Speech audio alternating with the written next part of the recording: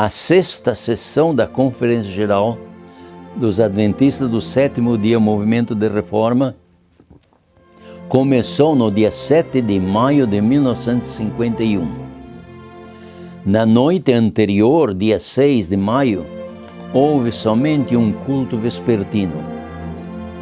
A sessão de delegados foi aberta oficialmente no dia 7 de maio de 1951, às 9 horas da manhã. O número de membros em todo o mundo em 1951 era de 10.780. O irmão Carlos Kotzel apresentou uma lista de 25 delegados. Na realidade, estavam presentes somente 24, porque o irmão John Tsotetsi, da África do Sul, chegou somente no dia 18. E a primeira reunião que ele assistiu foi no dia 20 de maio. De acordo com os estatutos, a sessão da Conferência Geral não poderia funcionar com 24 delegados. Tomando em conta o número de membros no mundo, deveriam estar presentes 53 delegados, ou um mínimo de 3/5, que seriam 32 delegados para que a sessão fosse legal. Mas porque havia uma provisão para delegados representativos, a sessão podia funcionar legalmente, mesmo com menos de 24 delegados. Se a última parte do artigo 3, número 2 dos estatutos não estivesse lá, a sessão não poderia ser realizada como sendo legal, pois não haveria quórum. Na abertura da sessão, o presidente Carlos Kotzel falou de uma crise que era maior do que em 1914, ata de 1951, como evidência. Esta era, na verdade, uma declaração estranha. Mais tarde, ele se esquivou e deu uma explicação sobre o que havia dito, o que vamos considerar mais adiante. O irmão Carlos Kotzel convidou os delegados a fazer qualquer observação sobre os delegados. O irmão Dumitro Nikolic foi o primeiro a falar. Aqui estão as palavras registradas na ata que eu vou ler. O irmão Nikolic chamou a atenção dos delegados para suas responsabilidades que tinham como representantes das suas uniões. Ele fez referência à necessidade de purificação e foi feito um apelo para confissão de pecado, com referência no Espírito de Profecia, Testemunhos para Ministros 514. O sacerdócio deve primeiro ser purificado desde o mais elevado ao mais pequeno. A causa deve ser investigada para que a cura do corpo possa começar. Referência foi feita a diferentes razões porque isto deve ser feito. E foi mostrado que o Senhor dirige sua igreja. Ata de 1951. O irmão André Lavric foi a segunda pessoa a fazer sua observação. E ele disse, leio da ata. O irmão Lavric fez referência à obra na América do Sul e à grande necessidade de reconstruir nossa posição moral. Não podemos ter êxito se não elevarmos nossos padrões. O acampamento deve ser purificado de quaisquer acãs que impedem o sucesso da nossa obra e a mão de Deus operando entre nós. Ele apelou que se faça um trabalho antes de começarmos nossa sessão de negócios. O irmão Lavrik questionou aos delegados sobre os méritos do irmão Kirchner pela União Alemã. Ata de 1951. Note-se cuidadosamente que os dois irmãos insistiram que uma obra devia ser feita antes de começar a sessão. Em que insistiam eles? A elevação do padrão moral do nosso movimento. Os dirigentes da Sociedade Missionária Internacional dos Adventistas do Sétimo Dia, Movimento de Reforma, União Americana, e eram Arthur W. Dörschler, Joseph Adamczak, Oscar Kramer, Rafael e Charles, da União, que havia separado do movimento de reforma desde 1934, cujos dirigentes foram excluídos da igreja em março de 1949, viajaram à Holanda por volta do mesmo tempo da sessão da nossa Conferência Geral e, por intermédio de uma carta, pediram uma entrevista com a delegação da Conferência Geral. Os delegados decidiram a data para essa entrevista, que seria no dia 16 de maio de 1951. Foi decidido também que no dia 14 de maio seria realizada uma reunião para discutir o procedimento com eles. De agora em diante, os chamaremos de os internacionais. Não vamos mencionar o nome longo, vamos somente dizer os internacionais. O primeiro dia da sessão, 7 de maio de 1951, terminou e a ordem dos delegados não foi estabelecida. Terça-feira, 8 de maio de 1951.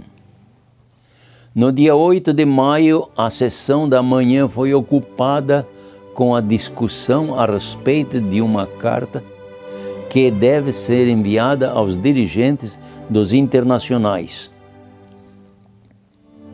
Na reunião da tarde, praticamente toda a sessão foi ocupada com a discussão sobre o caso do irmão Kirchner e sua delegação que está em questão. Ata de 1951. Que diz o espírito de profecia a respeito de ministros que são culpados da transgressão do sétimo mandamento? Vamos ler. De Testemunhos para Ministros, página 427 e 428. Limpai o campo dessa corrupção moral. Atinja ela os mais altos homens nas posições mais elevadas. Deus não será escarnecido. Há prostituição em nossas fileiras, bem eu sei, pois me tem sido mostrado que ela estava fortalecendo e ampliando a sua impureza. Muito há que nunca saberemos, mas o que é revelado torna a igreja responsável e culpada, a menos que revele determinado esforço para erradicar o mal. Limpai o acampamento, pois nele há anátema. Outro parágrafo diz: não tenho verdadeiro motivo de esperança para com aqueles que têm permanecido como pastores do rebanho e que por anos têm sido suportados pelo misericordioso Deus, seguindo-os com reprovações, advertências e súplicas, mas que têm escondido seus maus caminhos e neles continuado desafiando as leis do céu, as leis do Deus do céu, pela prática da fornicação. Podemos deixá-los realizar sua salvação com temor e tremor, depois que tudo se tiver feito para os reformar. Mas, em caso algum, lhes confieis o cuidado de almas, falsos pastores. Poderá ser que os homens que por longo tempo se têm empregado nessa obra corrompam seus caminhos diante de Deus, depois de ter grande experiência e luz especial? Testemunhos para Ministros, páginas 427 e 428. Um outro testemunho. Vi que o 7º mandamento tem sido violado por alguns que agora estão mantidos na comunhão da igreja. Isso tem trazido o desagrado de Deus sobre eles. Este pecado é medonho nestes últimos dias, mas os membros da igreja têm trazido o desagrado e a maldição sobre si em considerar o pecado tão levianamente. Vi que era um pecado enorme e não tem sido feito esforços tão vigilantes como deveria ter sido feito para satisfazer o desprazer de Deus e remover o seu desagrado, tomando um curso estrito e completo para com o ofensor. Isso tem tido uma influência medonha e corruptiva sobre os jovens. Eles veem quão levianamente foi considerado o quebrantamento do 7º mandamento, e aquele que comete este pecado horrível pensa que tudo que ele deve fazer é confessar que estava errado e que lamenta, e então tem todos os privilégios da casa de Deus e é mantido nos braços e na comunhão da igreja. Eles pensavam que não era um pecado tão grave, mas estimaram levemente o quebrantamento do 7º mandamento. Se não houvesse outros pecados que causariam a arca a ser removida e enfraquecer Israel, isto seria suficiente para remover a arca de Deus do acampamento. Aqueles que quebrantam o 7º mandamento devem ser suspensos da igreja e não gozar de sua comunhão e ter os privilégios da casa de Deus. Disse o anjo: este não é um pecado de ignorância, é um pecado conhecido e receberá a tremenda visitação de Deus, quer seja aquele que comete isso idoso ou seja jovem. Nunca foi esse pecado considerado por Deus como sendo tão excessivamente pecaminoso como no tempo presente. Por quê? Porque Deus está purificando para si um povo peculiar, zeloso de boas obras. Nesse mesmo tempo em que Deus está purificando para si mesmo esse povo peculiar, é que elementos não santificados penetram entre nós. Não obstante a verdade direta que eles têm ouvido, os terrores da palavra de Deus postas diante dele, todas as brilhantes verdades para estes últimos dias calculados para despertar Israel, eles ainda pecam abertamente dão curso a todas as suas paixões soltas do coração carnal, gratificam as suas inclinações animais, desonram a causa de Deus e então confessam e lamentam que pecaram. E a igreja os recebe e diz amém às suas orações e exortações, que são um mau odor no nariz de Deus e causa que a sua ira venha sobre o acampamento. Ele não habita nas suas assembleias. Aqueles que movem tão descuidadamente, acobertando esses pecados, serão deixados aos seus próprios caminhos para enchê-los de suas próprias obras. Tirado de Testemunhos sobre a Conduta Sexual, Adultério e Divórcio, páginas 248 e 249, na edição em inglês. Durante a sessão na qual o irmão Caspar Kirchner foi solicitado estar ausente enquanto se discutia o seu caso, o irmão Kirchner voltou à Assembleia e pediu que fosse liberado de todas as responsabilidades. Ata de 1951. O segundo dia da conferência, dia 8 de maio, chegou ao seu fim e a ordem dos delegados ainda não foi estabelecida. Quarta-feira, 9 de maio de 1951. No dia 9 de maio, às 9 horas da manhã, o irmão Carlos Kotzel abriu a reunião e fez suas observações de abertura e, citando Lamentações, capítulo 3, ele disse: Adão cometeu o maior pecado.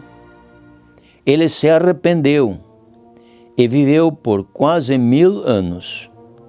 Cada dia recebia graça. Ata de 1951. Por que o irmão Carlos Costa fez menção do pecado de Adão? Lembrem-se de que no dia anterior a reunião terminou com a discussão sobre o caso do irmão Caspar Kirchner.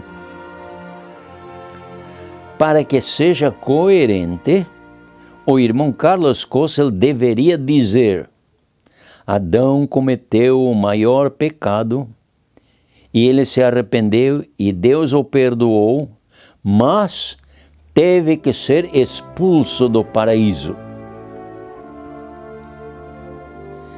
Na reunião de negócios, o irmão Caspar Kirchner disse que ele teve que renunciar aos seus cargos por causa das circunstâncias. Ata de 1951. Notaram bem a razão da sua renúncia? Ele não renunciou aos seus cargos porque ele considerava estar em pecado, mas por causa das circunstâncias. O irmão Dumitru Nikolic falou novamente sobre o assunto dos princípios e que não podemos ser incoerentes com os nossos ensinos. A discussão continuou sobre casos de obreiros que haviam caído na transgressão do 7º mandamento. Ata de 1951. Tudo isso ocorreu na reunião da manhã. Na reunião da tarde aconteceu algo estranho. O irmão Carlos Kotzel, depois de algumas observações, disse que desejava ser liberado do seu cargo. Antes de deixar o seu posto, o irmão Kotzel recomendou que o irmão Ringelberg ocupasse a mesa como um presidente de mesa temporário até que o presidente de mesa da sessão fosse eleito pelos delegados. Ata de 1951. Este ato é totalmente inconstitucional. Um presidente que dirige as reuniões não pode deixar a sua responsabilidade até que a ordem dos delegados é estabelecida, os relatórios são apresentados e um presidente de mesa e secretário temporário sejam eleitos. Somente então ele não somente pode, mas deve depor os seus cargos. Além disso, não é o presidente que deve apontar quem deve ser o presidente de mesa, mas os delegados devem ter o seu dizer e no tempo devido, depois de todos os relatórios serem apresentados. Mais de um candidato deve ser nomeado para que os delegados elejam por voto secreto. Seguindo o exemplo do irmão Carlos Kotzel, o irmão Müller declarou que ele também desejava ser liberado do seu cargo na comissão. Nesse momento, ele pediu desculpas por não ter informado aos irmãos responsáveis o caso do irmão Kissener. Ata de 1951. O que aconteceu então? O irmão Carlos Kotzel sentou-se e o irmão Arend Ringelberg tomou a posição de presidente de mesa. Ele foi aceito por voto da conferência, ata de 1951. Logicamente, nem todos os delegados aprovaram esse ato arbitrário, ilegal, mas uma pequena maioria aprovou. Agora, um outro ato estranho ocorreu.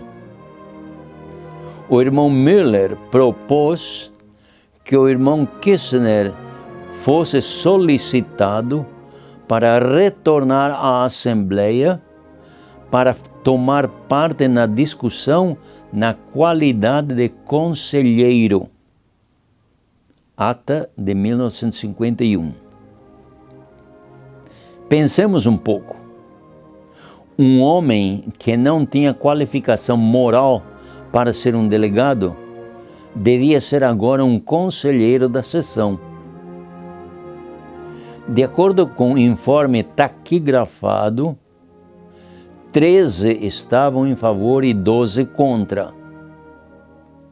Devia haver um equívoco na contagem, porque somente 24 delegados estavam presentes. Mas, de qualquer forma, o irmão Kaspar Kissener foi aprovado para ser um conselheiro. Naturalmente, eles ainda não sabiam quantos delegados seriam aceitos, porque a ordem dos delegados ainda não havia sido estabelecida. Assim, pois, o terceiro dia da sessão passou e a ordem dos delegados ainda não foi estabelecida. Quinta-feira, dia 10 de maio de 1951.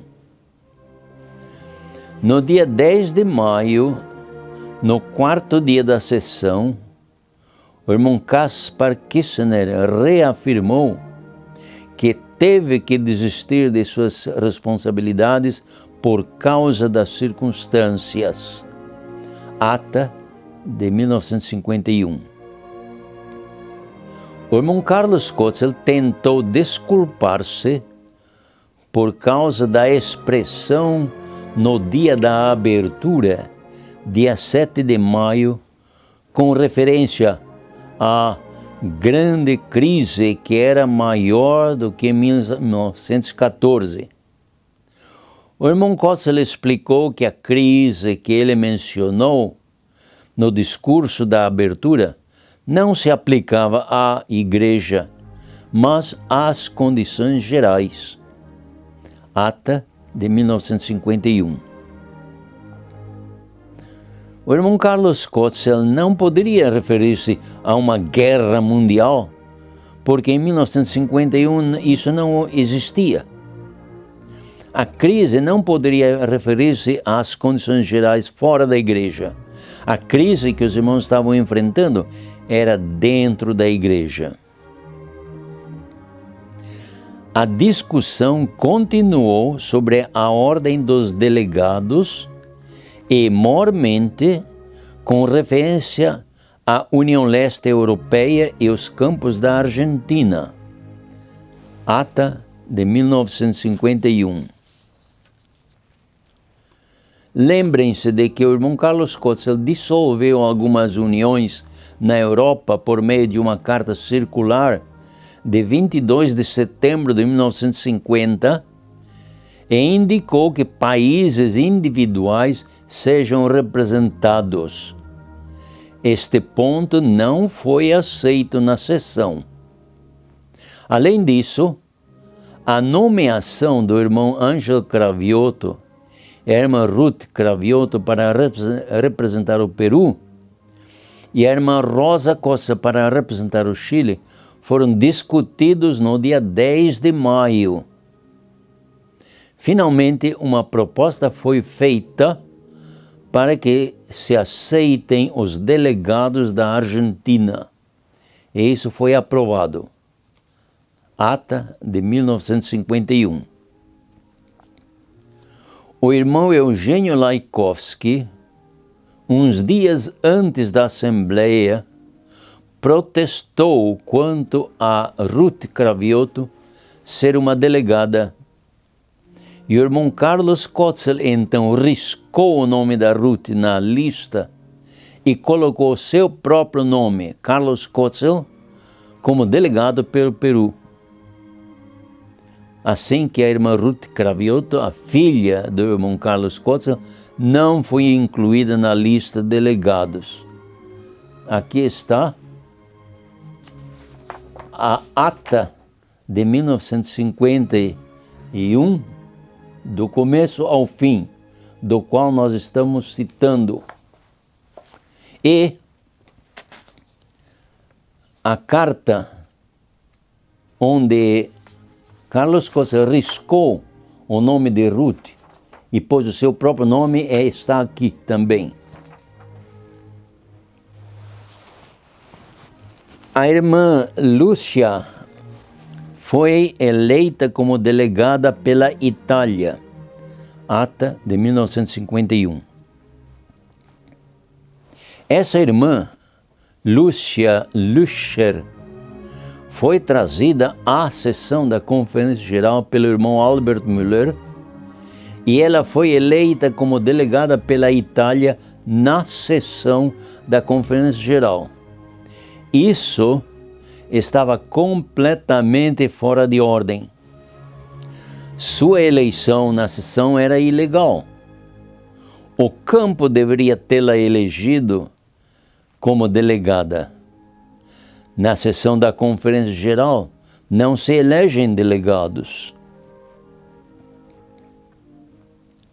O irmão Hohenreiner foi reconhecido como delegado pela Áustria e com o direito de votar. Ata de 1951. O irmão Bruno Hohenreiner era o presidente do campo austríaco e, como tal, ele nem devia ser votado. Ele era delegado automático. Naquela tarde do dia 10 de maio, o irmão Carlos Kotzel começou a apresentar o seu relatório como presidente. Isso estava completamente fora de ordem. Nenhum relatório deve ser apresentado enquanto a ordem dos delegados não está estabelecida. Até este ponto, a ordem dos delegados não havia sido estabelecida. O informe que o irmão Carlos Kotzel apresentou estava fora de tempo. O quarto dia da conferência chegou ao seu fim e a ordem dos delegados ainda não estava estabelecida. Sexta-feira, 11 de maio de 1951. No dia 11 de maio, desde o começo da reunião, o irmão Carlos Kotzel continuou apresentando seu relatório. Ele apresentou o relatório do seu trabalho como presidente e também como tesoureiro.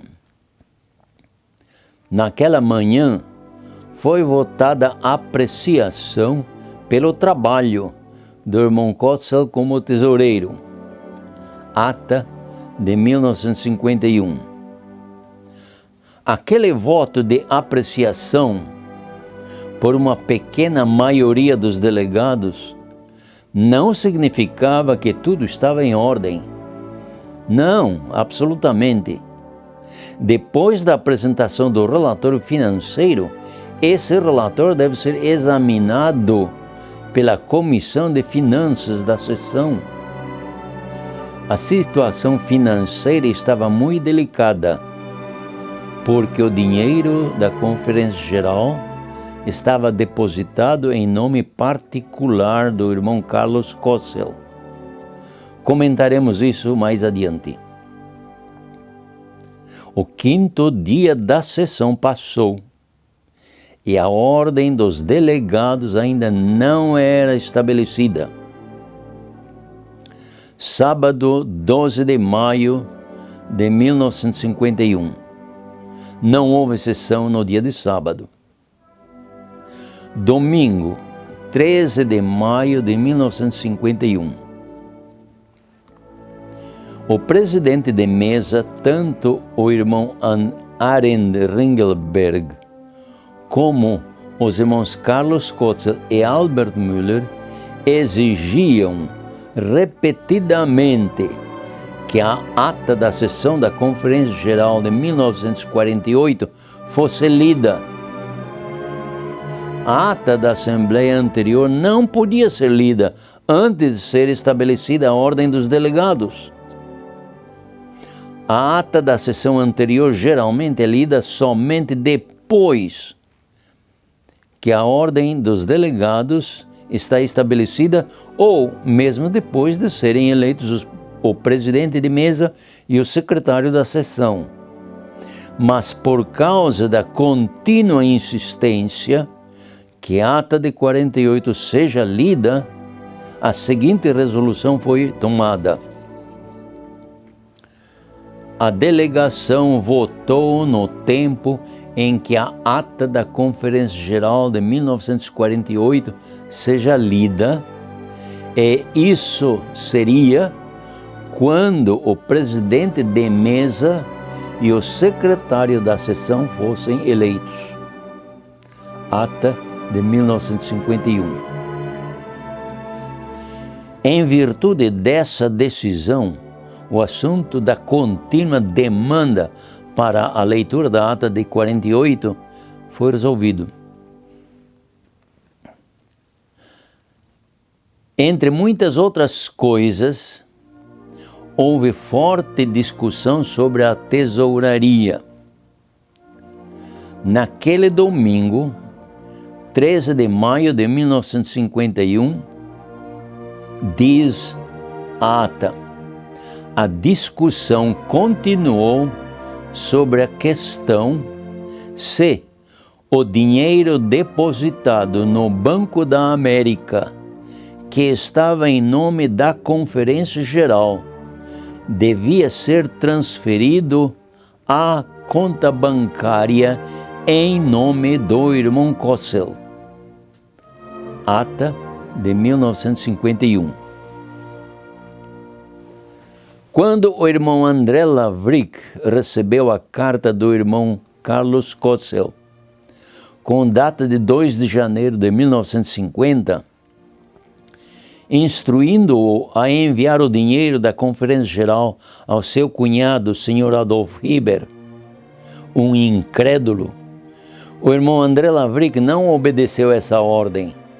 Ele primeiro investigou quem era o Sr. Adolf Hieber e que posição ocupava na Conferência Geral. O secretário, irmão Dmitry Nikolic, respondeu dizendo que ele nem era membro da igreja e que a Conferência Geral não tinha conta bancária nos Estados Unidos. Todo o dinheiro estava em nome do irmão Carlos Kotzel, uma conta em Sacramento e a outra em Nova Jersey. O irmão André Lavrick pediu que o secretário abrisse uma conta no banco em nome da Conferência Geral e depositasse em nome do movimento de reforma $3.500 que estava lhe enviando. O irmão André Lavrick me contou pessoalmente que no relatório financeiro apresentado pelo irmão Carlos Kotzel houve um ingresso de um pouco mais de $10.000. Durante os 3 anos, o relatório financeiro do irmão Kotzel era muito pobre. Não foi mostrado quanto dinheiro havia no período da administração anterior. Somente foi apresentado o dinheiro que estava no banco, que era um total de $20.451,61. Os bens da Conferência Geral, propriedades, etc., era de $21.708,61. Isso era tudo o que a Conferência Geral possuía. Aqui está uma cópia do relatório financeiro do irmão Carlos Kotzel.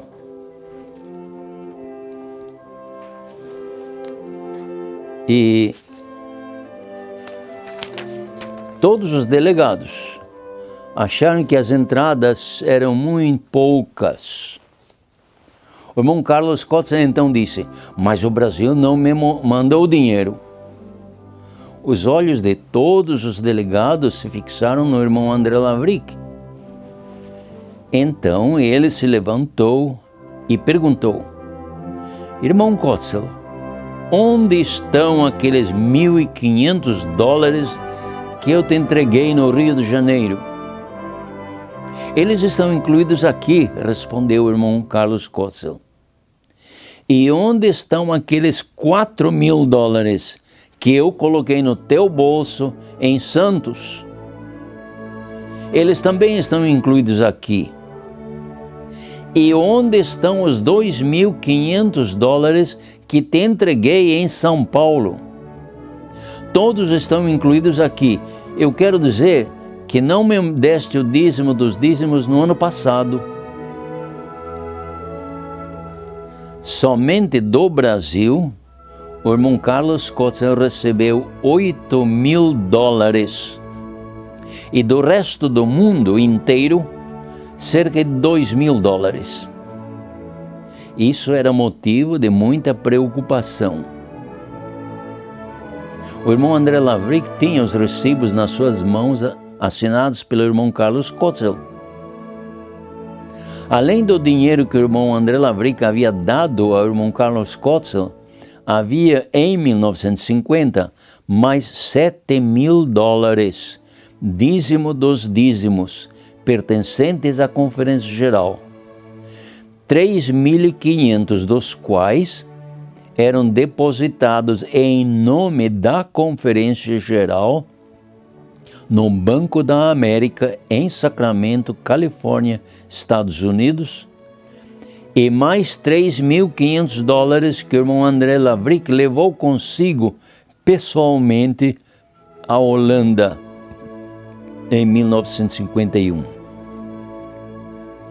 Quando o irmão Carlos Kotzel acusou o irmão André Lavrick de não dar a ele os dízimos dos dízimos do ano 1950, que era verdade, o irmão André Lavrick revelou que $3.500 estão depositados no Banco da América e que ele tinha consigo mais $3.500 para serem entregues à Conferência Geral.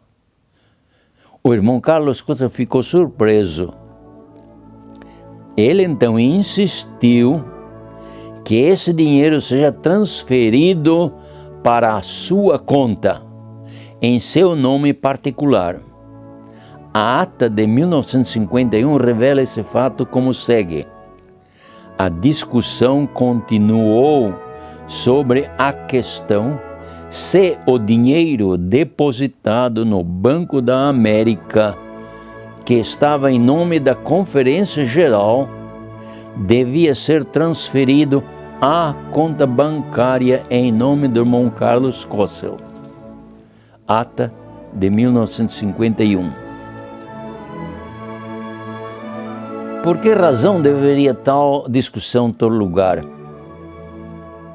Não estava seguro o dinheiro em nome da Conferência Geral? Não importa quem seria o próximo tesoureiro. O dinheiro em nome da organização estava seguro. Mas estaria seguro o dinheiro da denominação em nome particular? Definitivamente não. Muitos, ainda hoje, não compreendem a gravidade do problema daquele tempo. Damos graças a Deus porque havia irmãos que ousaram protestar contra tais irregularidades. O 7º dia da conferência passou e a ordem dos delegados ainda não estava estabelecida. Segunda-feira, 14 de maio de 1951. A fim de que a conferência pudesse progredir e a ordem dos delegados seja estabelecida, os irmãos André Lavric, Dmytro Nikolic e Carlos Kossel assinaram um documento dizendo que o dinheiro do Banco da América, $3.500, será entregue ao irmão Carlos Kossel, como consta na ata. Aqui está essa declaração dos 3 irmãos que assinaram. E o que diz essa declaração? Continua a discussão sobre a questão do tesoureiro.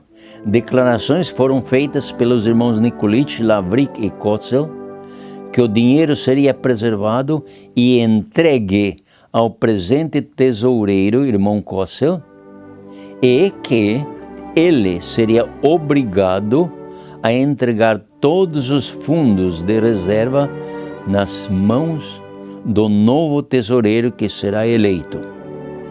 Ata de 1951. Quando o irmão Carlos Kossel recebeu a declaração assinada pelos 3 irmãos, André Lavric, Carlos Kossel e Dmytro Nikolic, ele enviou uma carta à irmã Lotte Wassenmiller, que tinha procuração do irmão Carlos Kossel para movimentar a conta bancária, pedindo que ela retire do banco o dinheiro que estava em nome da Conferência Geral e o deposite na conta do irmão Carlos Kossel. Eis o conteúdo da carta. Aqui está a carta de Carlos Kossel enviada à irmã Wassenmiller. Ele diz: querida irmã Wassenmiller, antes de tudo te desejo a paz do Senhor. Estarás esperando algumas notícias minhas. Estamos tão ocupados que pouco tempo nos resta.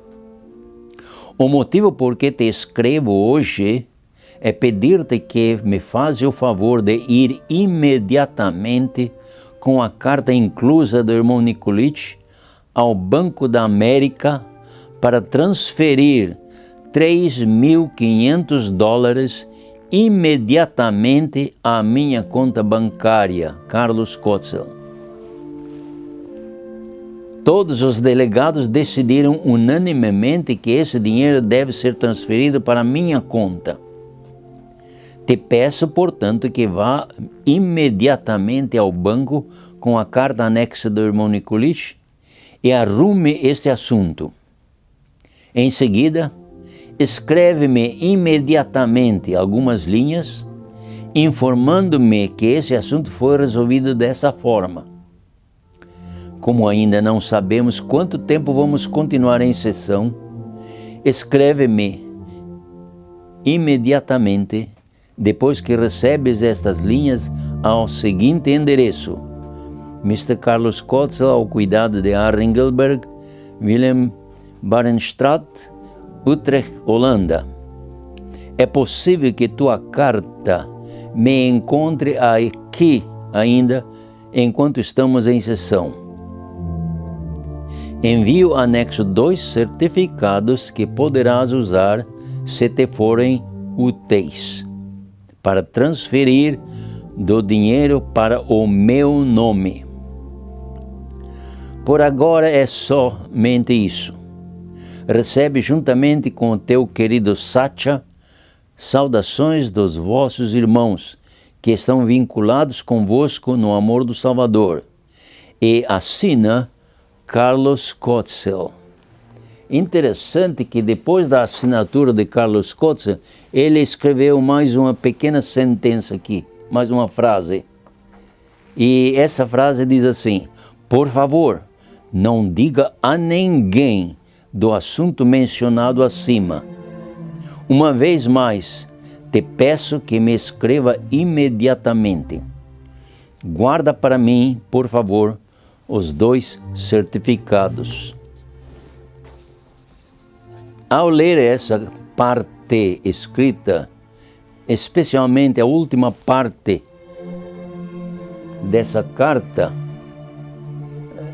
depois da assinatura do irmão Carlos Kotzel, a irmã Wassermiller ficou preocupada porque o irmão Carlos Kotzel fez esse pedido.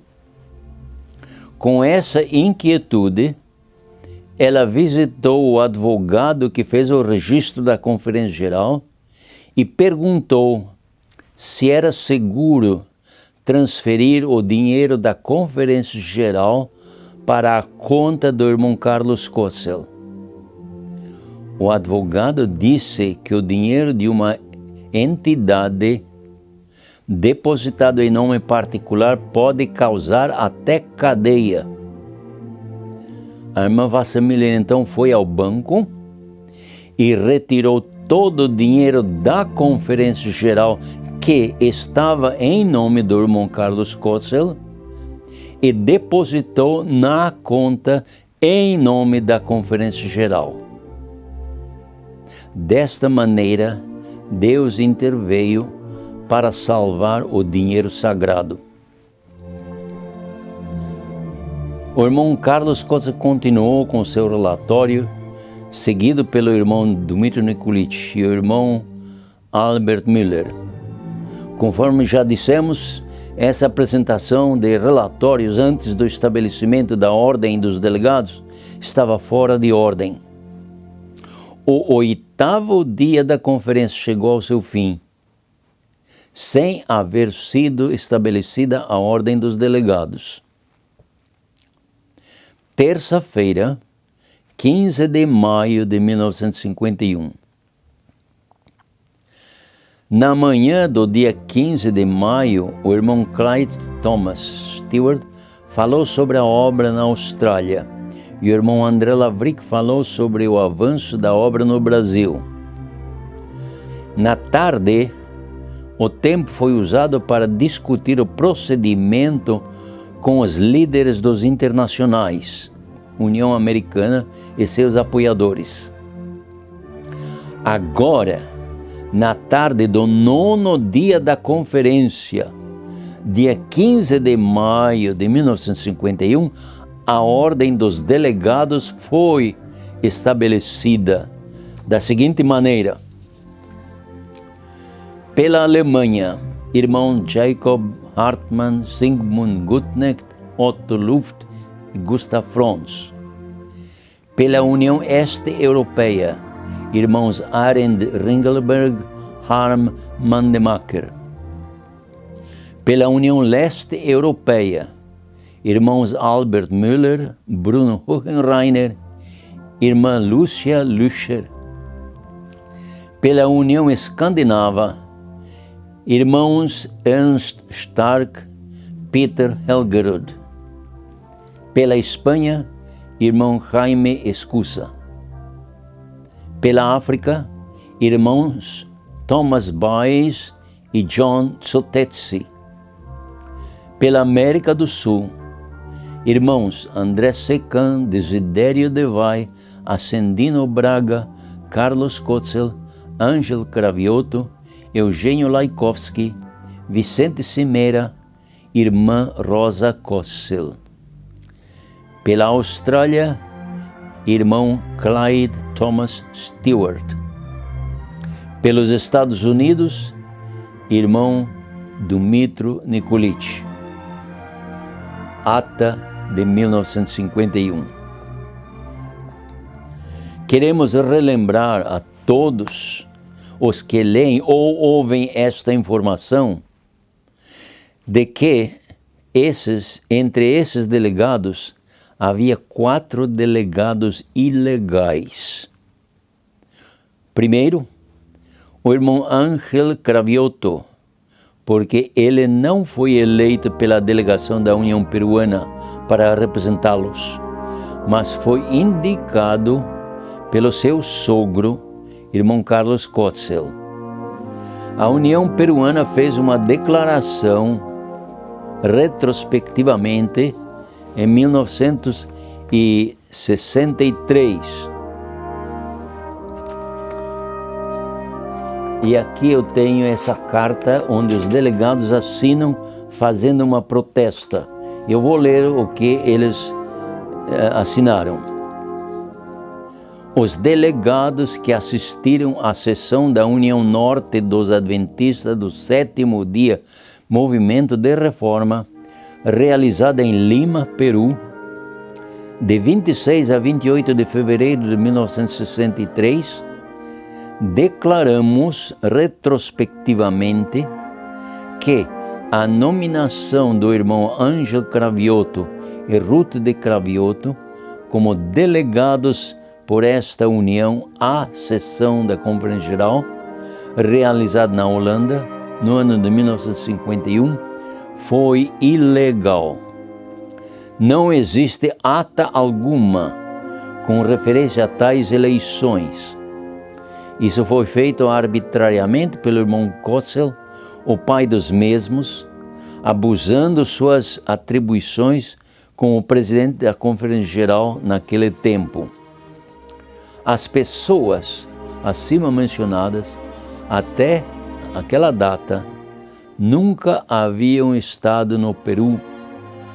Eles eram desconhecidos nesta união e, como tal, eles não podiam ser eleitos. Por essa razão, nós assinamos este documento como uma declaração de nosso protesto contra tal anormalidade, assinado por 14 delegados. O ponto 2. A irmã Rosa Kossel foi indicado pelo seu esposo para representar o campo chileno, em vez de elegerem um dos 2 ministros que viviam naquele país. Ponto 3. A irmã Lúcia Luscher, que foi eleita na sessão da Conferência Geral no dia 10 de maio de 1951 para representar a Itália. Se ela pudesse ser uma delegada legal, ela deveria ser eleita pelo campo italiano. 4. O irmão Thomas Baez estava de férias na Holanda e o irmão Arend Ringelberg o convidou para ser um delegado para representar a África do Sul. Os irmãos da África do Sul, numa data posterior, protestaram acerca do irmão Thomas Baez como representante da África do Sul.